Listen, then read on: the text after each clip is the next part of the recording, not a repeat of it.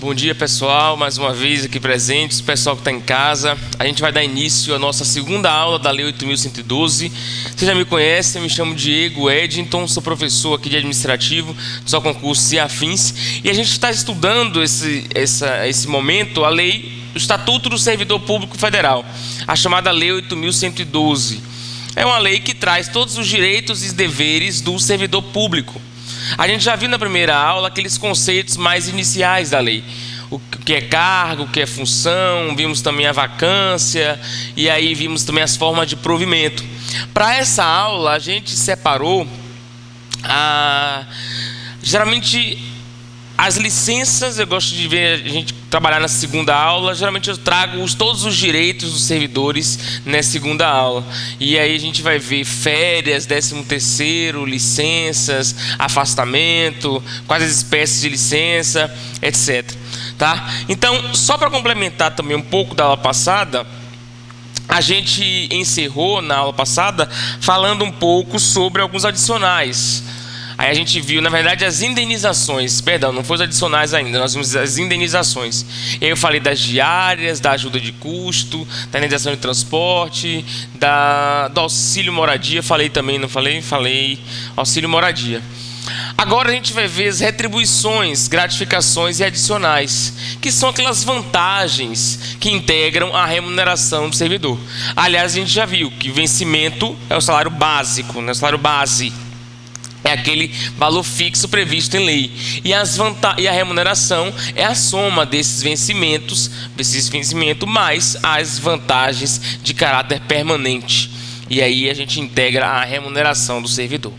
A primeira retribuição que nós temos é a retribuição pelo exercício de função de direção, chefia e assessoramento. A gente viu que o servidor público ele pode exercer uma função de direção, chefia ou assessoramento, chamada função de confiança. E essa função de confiança, quando ele exerce, ele recebe uma retribuição por conta disso. Então, nós estamos falando que ao servidor ocupante de cargo efetivo, investido em função de direção, chefia ou assessoramento, cargo de provimento em comissão ou de natureza especial, é devida a retribuição pelo seu exercício. Por que existe essa determinação legal? Porque durante muito tempo houve uma polêmica acerca da acumulação de cargos, porque algumas pessoas argumentavam que quando ele exercia uma função de confiança, ele estaria exercendo uma acumulação ilícita de cargos, que deveria receber uma outra remuneração por conta disso. E aí na lei eles fizeram, olha, não é uma acumulação ilícita de cargos, eu estou falando de uma situação com a função de confiança, é algo especial só para essas três hipóteses aqui, e em virtude disso ele recebe uma retribuição.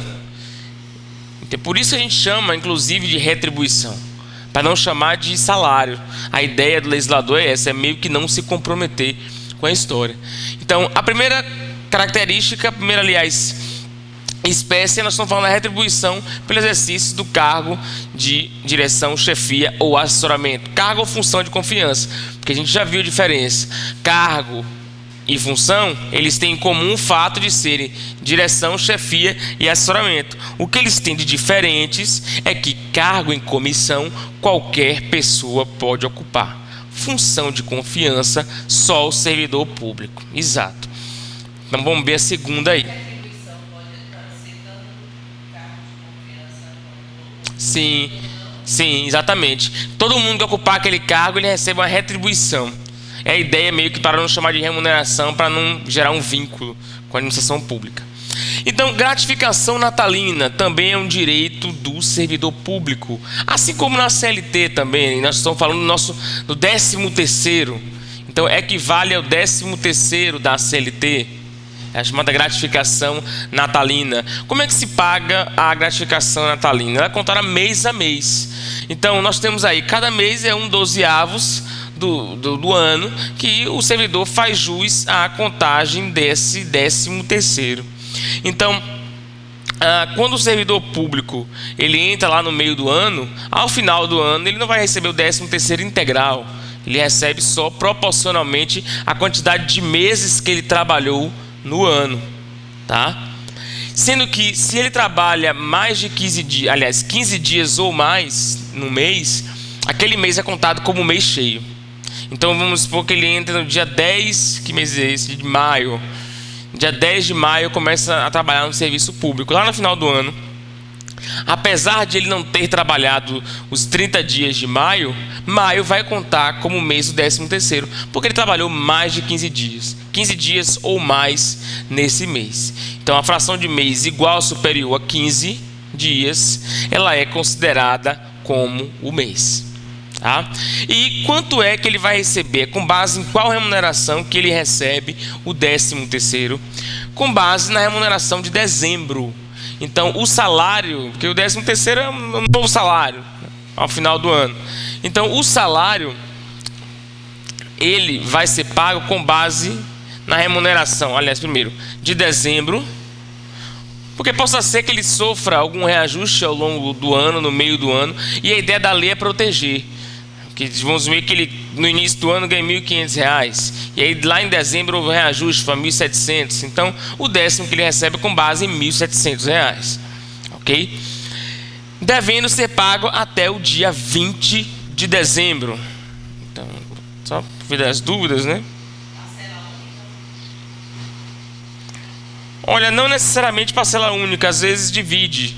Às vezes, quando a lei diz assim, podendo ser paga até o dia 20 de dezembro, tem serviços públicos que às vezes solicita no aniversário, no mês do aniversário, o servidor pode receber. Então tem essa opção, tem essa possibilidade. Ele tem que pagar, é o limite, a lei estabelece o limite. É até 20 de dezembro. É o limite que a lei estabelece. Na CLT, a lei ela traz um pouco diferente. Ela diz assim: deve ser paga até dezembro, sendo que a primeira parcela deve ser paga até novembro, né? Até 30 de novembro. Então, na CLT tem que pagar a primeira parcela até 30 de novembro e em dezembro tem que pagar a outra. Mas aqui não, aqui ele estabelece até o dia 20 de dezembro como limite. Aí a gente tem que ver também como acho que pode variar de acordo com cada órgão. Aí. Adicional, então nós vimos aí o 13º, gratificação natalina. Adicional pela prestação de serviço extraordinário. É a hora extra.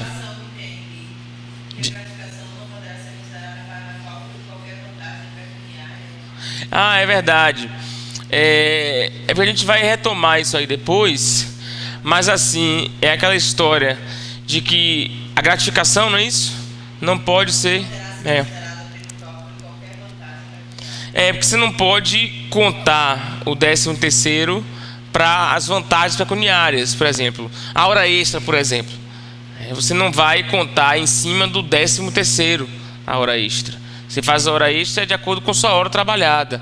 O valor, a ideia eu não posso somar os dois salários para incidir as vantagens, quer dizer, não é nem salário, né? É uma gratificação. Eu não posso somar gratificação natalina como se fosse o salário do servidor e incidir em cima tudo daquilo. Eu vou no salário base, e aí em cima desse salário base eu incido o adicional de periculosidade, adicional de insalubridade, e não em cima do 13º também somado. Então, essa hora extra, o servidor tem a possibilidade de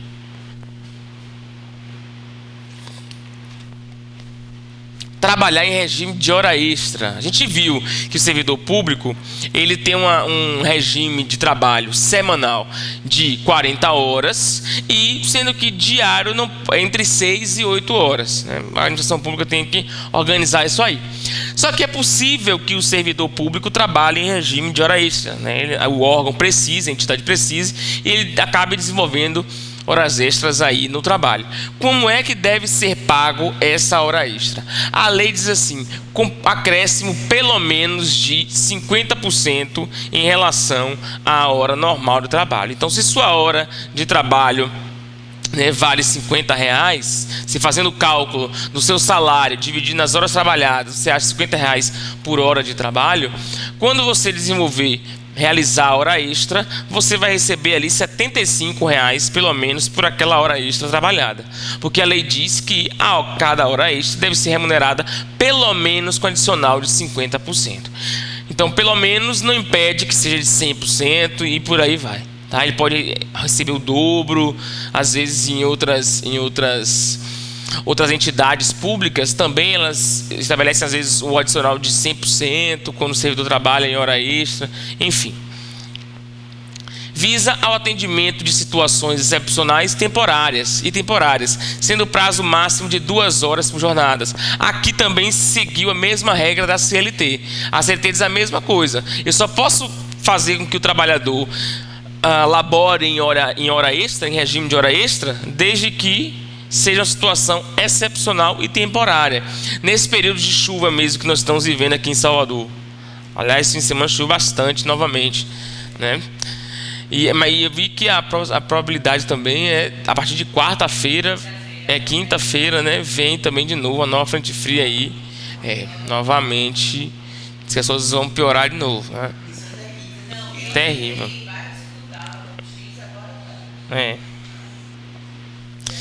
Então, conclua, diga. Não.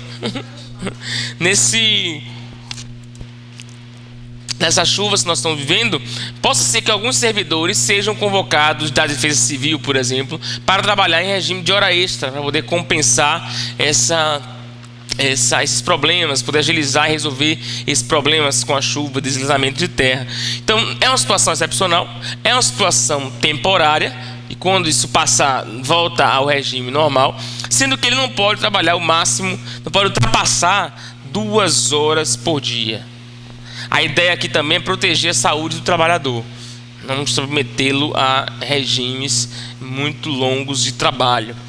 Então, hora extra, mínimo de 50%, até 2 horas por dia, sendo que é situação excepcional e temporária, ok? Essas são as regras que nós temos aí para as horas extras. Diga.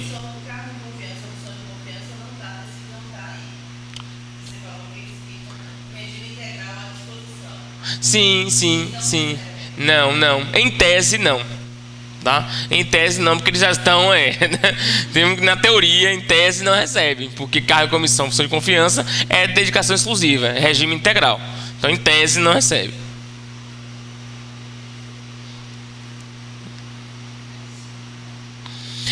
Nós temos aqui 3 adicionais que são bastante famosos, sobretudo em prova. É o adicional de insalubridade, periculosidade e, não sei se vocês ouviram falar, penosidade. Penosidade é menos famoso, geralmente é o adicional de insalubridade e periculosidade. O que é trabalhar em uma atividade insalubre, em uma atividade perigosa e em uma atividade penosa? Quando eu falo em uma atividade insalubre, eu estou falando de um trabalho que causa um risco à saúde do trabalhador. Então, a saúde, quando eu estou analisando a saúde do trabalhador, essa atividade é insalubre. Já quando eu falo em atividade perigosa, eu estou me referindo a uma atividade que gera risco à vida do trabalhador. Então, aqui é a saúde. Aqui o risco é a vida. Então, primeiro exemplo, quem trabalha com raio-x.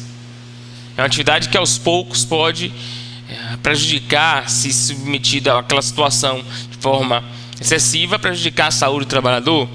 Perigosa, rede de alta tensão, que é algo que é imediato. Se houver algum acidente, causa perigo à vida do trabalhador. E atividade penosa, vejam só, ela é menos famosa porque ela carece ainda de uma regulamentação. Deixa eu ficar aqui. Ela carece ainda de uma regulamentação.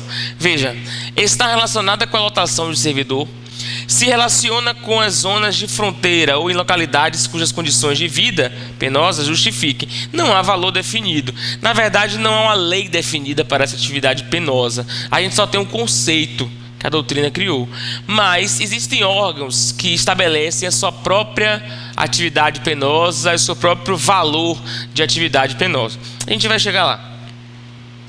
Então, adicional pelo exercício de atividade insalubre, perigosa ou penosa. Vamos ver o que tem em comum entre isso.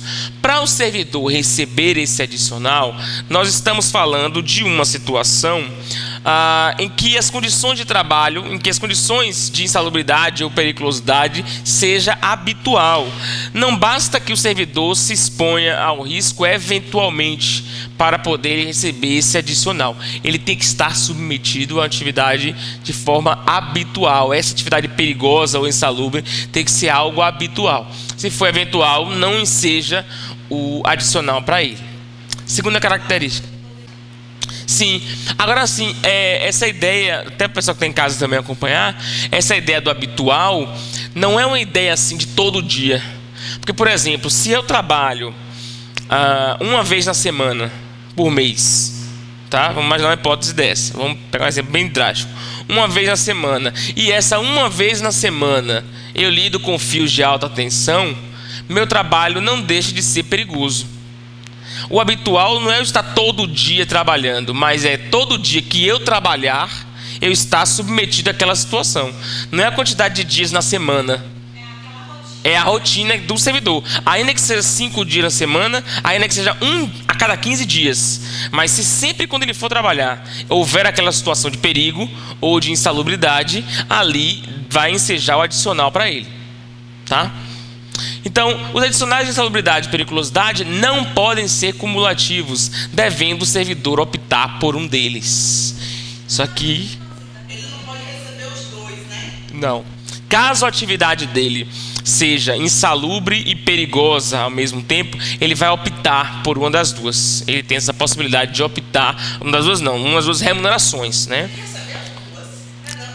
Eu também acho, né? Mas a administração pública, eu acho que você não quis abrir a mão aí nesse... Aliás, tanto a CLT também é assim. Ela não abre... Aí geralmente faz opção pelo que é maior. A penosidade é porque eu vou falar sobre ela ainda, mas o conceito é para aquelas pessoas que trabalham nas zonas de fronteira. A fronteira do Brasil com o Paraguai, Brasil e Uruguai. Eles recebem uma atividade de penosidade. Alguns, é uma atividade penosa, classificada pela lei. Então, aliás, não só fronteiras, né? Todo lugar cuja condição de vida justifique. Então, uma pessoa que trabalha num lugar muito longe, um lugar sem acesso a serviços básicos, o servidor que trabalha nessas regiões, eles podem receber um adicional de penosidade. É o que a lei prevê aí. Só que a gente não tem uma regulamentação, não tem uma lei específica que regulamente isso. Então, acaba que cada órgão... Por exemplo, geralmente quem recebe é a Polícia Federal, quando trabalha na zona de fronteira. Eles têm um decreto que eles preveem um adicional por conta disso, para as pessoas que trabalham na região de fronteira. Sim, atividade penosa nesse sentido. Nas zonas de fronteira que tem condições de vida e condições de trabalho muito degradantes, muito difíceis, com pouco acesso a serviços e enfim... a serviços, né? Que engloba tudo. Então veja, eu não posso acumular as duas. O servidor ele vai ter que escolher entre os adicionais. Não pode ser acumulado. No caso de servidora gestante ou lactante, esta deverá ser afastada de locais insalubres, perigosos ou penosos enquanto durar o período de lactação, gestação. As gestantes, aliás, a nossa Constituição tem uma preocupação muito grande com a gestação. A Lei 8.112 também reflete isso. Não pode as servidoras gestantes submeterem a esse tipo de condições, ainda que ela vá reduzir aí até a sua remuneração, porque se ela não trabalhar em condições insalubres, ela não vai receber adicional de insalubridade. Ainda que haja uma redução, mas a saúde, a preservação do feto é mais importante do que esse adicional. E aí a lei proíbe que ela trabalhe nessas condições. Voltou. A galera está contando aqui justamente um exemplo próximo, na qual a pessoa trabalhava em raio-x e aí após ter a gravidez, durante a gravidez, foi afastada e depois que retornou, depois da gravidez, da amamentação, voltou ao trabalho de raio-x, que realmente a lei proíbe. Tanto na CLT quanto aqui é proibida que gestantes elas trabalhem em condições insalubres ou perigosas. Tá? E, por fim, pelo menos para aqui, o servidor que operar raio-x não sei se você lembra se ela foi assim também. O servidor que opera com raio-x ou substâncias radioativas são submetidos a exames médicos a cada 6 meses. Acontecia na prática? A cada 6 meses faz exames, porque é um trabalho realmente que exige maior atenção, exige maior cuidado a essa questão do raio-x. A colega está perguntando assim que geralmente quem trabalha com raio-x tem um sensor que, se houver algum problema, ele sinaliza, algum vazamento ele sinaliza. Se aquilo é obrigatoriamente previsto em lei.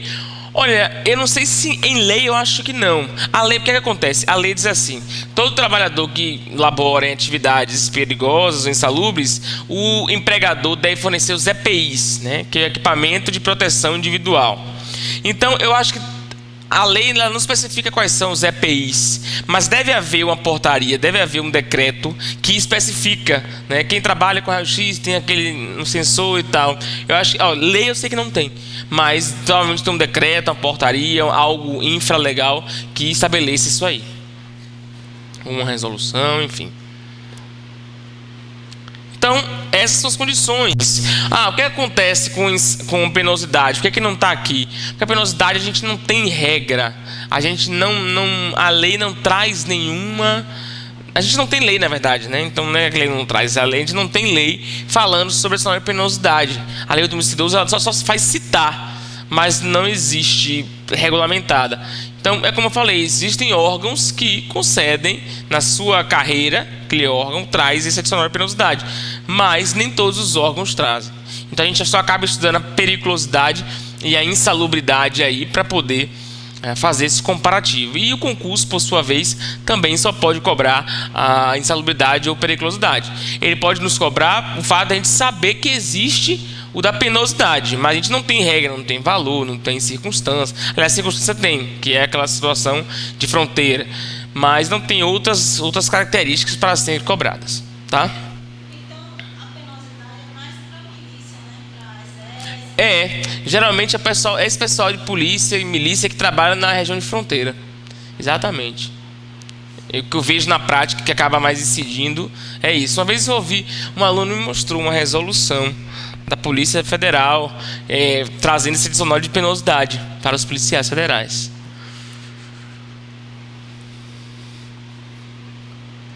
Nós temos também um adicional noturno, que é para aqueles servidores que trabalham à noite.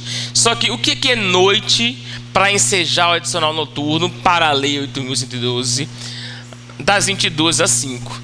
Então, só quem trabalha a partir das 22 horas até às 5 da manhã do outro dia é que vai receber, que faz jus ao adicional noturno, sendo que o que corresponde esse adicional? Corresponde a um valor de 25% a mais na hora trabalhada.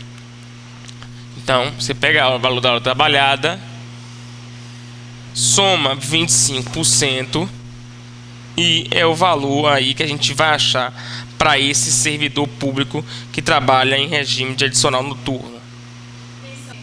Isso multiplica 40 por 4, 160. Mensal, sabe que eu nunca fiz essa conta? Mensal.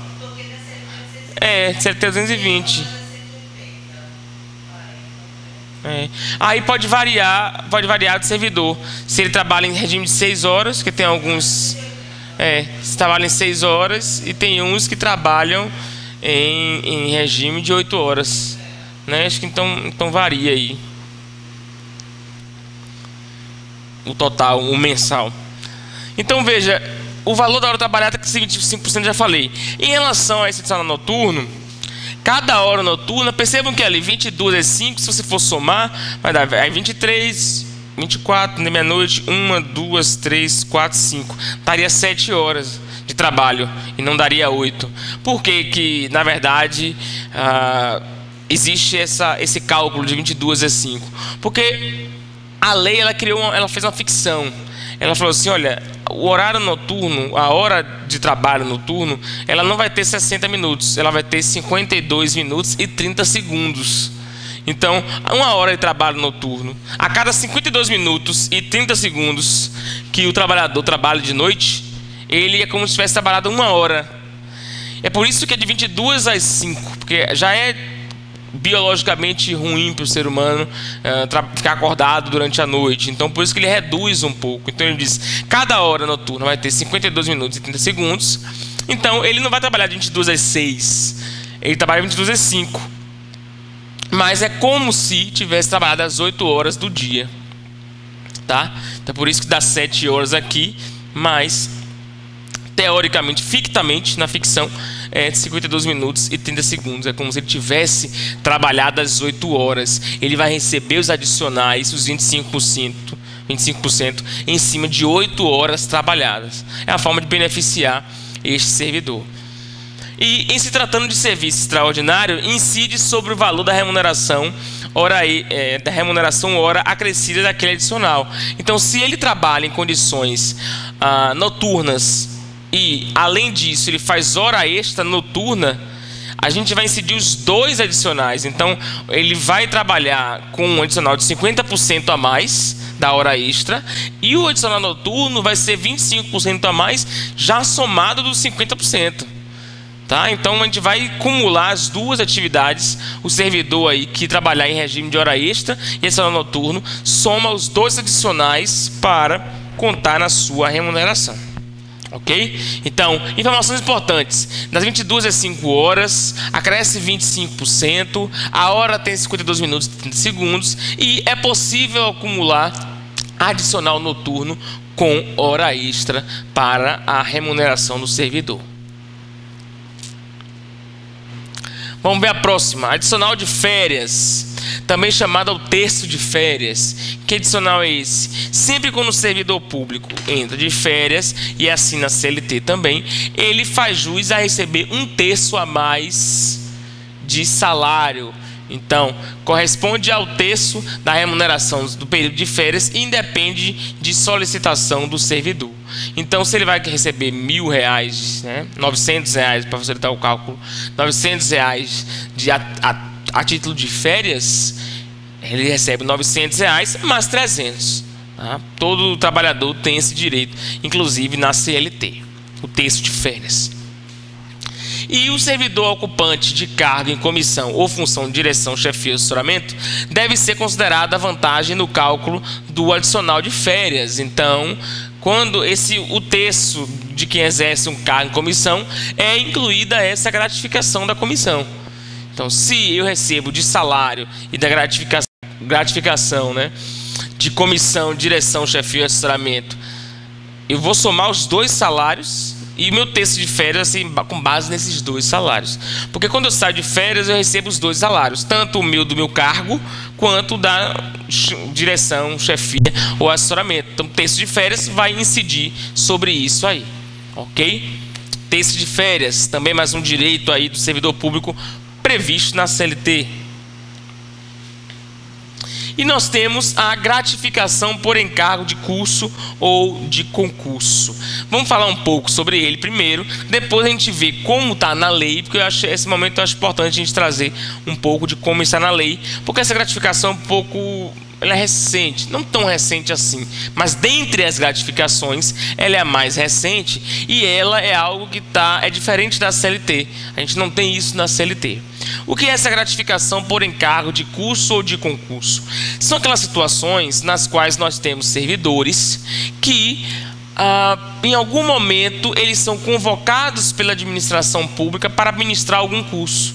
Então, por exemplo, quando entram novos servidores e aí algum outro servidor antigo tem que treinar, tem que treinar os servidores novos que entram. Esse servidor que vai ofertar esse treinamento, ele recebe uma gratificação por isso, pois ele está ministrando um curso. Assim como existem alguns concursos públicos, alguns órgãos ou instituições que, ao realizarem concurso público, eles não contratam nenhuma banca. Eles chamam próprios servidores, escolhem próprios servidores do órgão, e estes servidores elaboram a prova, aplicam a prova, corrigem. Isso é possível também. E esses servidores que trabalharem no concurso, ele vai receber uma gratificação por conta disso. É importante a gente lembrar que ela deve ser em caráter eventual. O servidor não pode estar à disposição da administração pública todos os meses para realizar concurso ou ministrar cursos. Sempre deve ser algo em caráter eventual. Porque o que a lei quer? Na verdade, a lei quer evitar que isso incorpore o salário do servidor, que ele fique dando curso todos os meses e isso incorpore a sua remuneração. Ela quer evitar isso. Ela diz, olha, é eventual. Então, vamos ver tudo que eu disse aqui, como está escrito na lei. Então, a lei diz assim: é devido ao servidor que, em caráter eventual, atuar como instrutor em curso de formação, de desenvolvimento ou de treinamento regularmente instituído no âmbito da administração pública federal. Instrutor em curso de formação. 2. Participar de banca examinadora ou de comissão para exames orais, para análise curricular, para correção de provas discursivas, para elaboração de questões de provas ou para julgamento de recursos intentados por candidatos. Também o servidor vai fazer jus a essa gratificação. Participar da logística de preparação e de realização de concurso público, envolvendo atividade de planejamento, coordenação, supervisão, execução e avaliação de resultado, quando tais atividades não estiverem incluídas entre as suas atribuições permanentes, também recebe a gratificação por conta disso. E participar da aplicação, fiscalizar ou avaliar provas de exame vestibular ou de concurso público ou supervisionar essas atividades. Tudo isso que eu falei, né? Ou ministrar curso, ou participar da elaboração, aplicação e correção do concurso, está aqui previsto nos 4 incisos da Lei 8.112. E quanto é que ele vai receber por conta disso? Aliás, qual é o limite por ano? Porque eu disse que é eventual. A lei disse, aliás, que é eventual. Ela não pode ser algo contínuo, essa gratificação. Mas ela estabelece o limite anual. Ela diz assim: o valor da gratificação será calculado em horas, no limite de até 120 horas anuais. E essas 120 horas podem ser prorrogáveis por mais 120 horas. Então, no ano, o servidor poderá trabalhar aí, disponibilizar 120 horas de trabalho para essa participação em concurso ou em curso de formação. É o limite que a lei estabelece. 120 horas, se houver necessidade, prorrogável por mais 120 horas. E em relação a essa remuneração, como é que fica? Aliás, daqui a pouco a gente vê isso. Caso as horas trabalhadas para este fim sejam durante a jornada de trabalho, estas deverão ser compensadas no prazo de até 1 ano. Esse foi um dispositivo que eu acho interessante a lei ter trazido isso. Porque a lei deixa bem claro que não pode, se o servidor trabalha de segunda a sexta e ele é convocado para participar de curso ou de concurso, ele não pode abrir mão do trabalho dele, se dedicar somente a esse curso ou concurso e ele receber pelos dois, além do salário, a gratificação. Aí deixa clara, a ideia é que ele consiga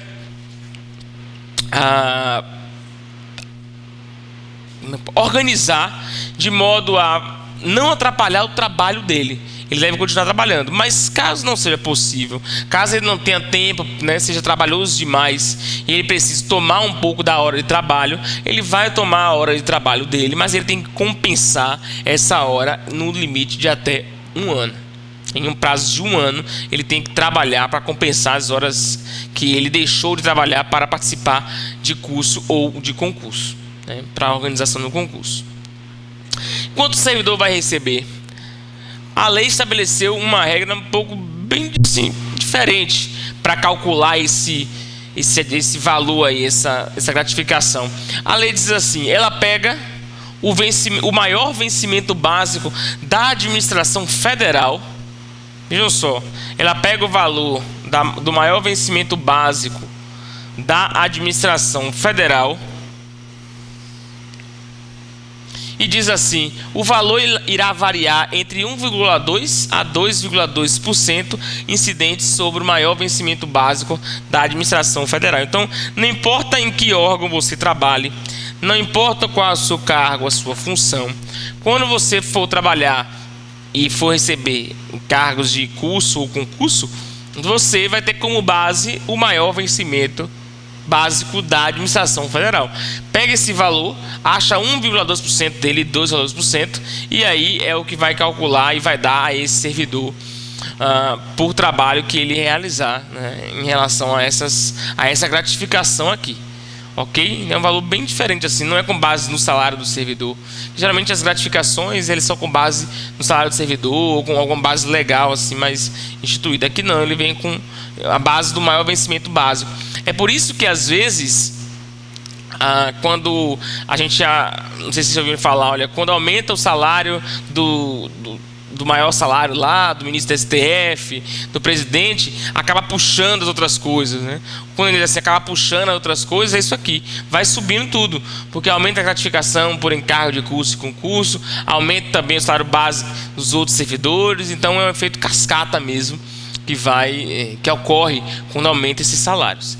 E a lei ressalta que não se incorpora ao vencimento. A ideia é, este encargo é algo eventual. Não pode o servidor fazer isso como se fosse o complemento de renda.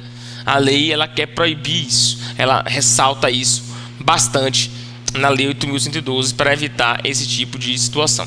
A gente tem uma questão aqui, que apesar de a gente ter resposta, né, porque o material... É porque é um material que fica para vocês, e aí a gente já coloca a resposta, que muitas vezes as pessoas não veem na aula, aí fica sem a resposta depois. Mas dê uma lida aí. Então vejam aí, vamos analisar essa questão. Diz assim: nenhum servidor poderá perceber mensalmente, a título de remuneração, importância superior à soma dos valores percebidos como remuneração, em espécie a qualquer título, no âmbito do Poder Executivo, pelos ministros de Estado, estando incluídos nesse limite a gratificação natalina e o adicional de férias. Qual é o erro, ou quais são os erros dessa questão? Olha, vocês lembram qual é o teto? A gente falou um pouco sobre o teto salarial dos servidores públicos, tanto na esfera federal quanto na esfera administrativa, ou na esfera federal, quanto na esfera municipal, quanto na esfera estadual. Então existe um teto da remuneração. Existem aqueles servidores que eles recebem mais e não pode ultrapassar os limites. Então no âmbito federal a gente tem total, né, o ministro da STF. Em âmbito executivo é o presidente da República. Se for estadual é o governador. Então o erro aqui, cadê? Vamos lá. Um dos erros é ele falar o seguinte: ministro de Estado, porque o teto não são os ministros de Estado, é do presidente, o presidente da República é o teto para este servidor público, o limite para ele receber. E quando ele diz assim, estando incluído nesse limite, a gratificação natalina adicional de férias também está errado. Porque o que ele quer dizer com isso? Está dizendo o seguinte: se com o 13º, a gratificação natalina, e as férias do servidor, ele passar esse limite, ele vai deixar de receber as férias, por exemplo. Isso não pode acontecer, tá? As férias e a gratificação natalina não entram na conta. Então possa ser que o servidor público, quando receber férias, quando receber as férias e a gratificação natalina, a remuneração dele ultrapasse do presidente da República, por exemplo. Mas ele não vai poder perder esse adicional, porque a lei não permite entrar nessa conta aí. Okay? Então são dois erros que a gente encontra nessa situação. Por isso a questão é falsa. Dá uma olhadinha na outra. Diz assim: na hipótese de o servidor trabalhar em local insalubre e em contato permanente com substâncias radioativas, a lei determina a obrigatoriedade de o servidor optar apenas por um dos adicionais, insalubridade ou periculosidade. Verdade, ele não pode acumular os dois adicionais como a gente viu, ele deve optar apenas por um.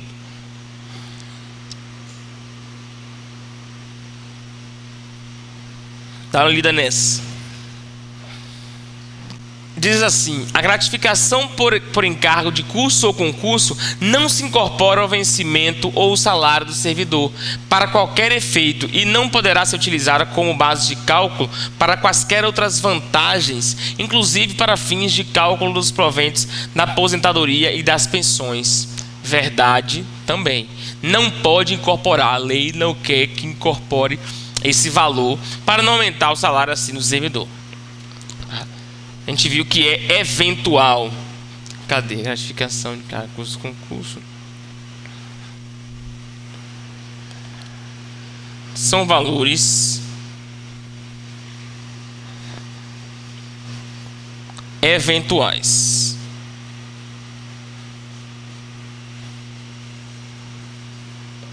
São valores eventuais. Vamos falar um pouco de férias do servidor. O servidor, ele tem, assim como o trabalhador da CLT, ele tem direito a férias, a 30 dias de férias anuais, que podem ser parceladas em até 3 vezes. Então, direito às férias, primeira informação, são 30 dias anuais.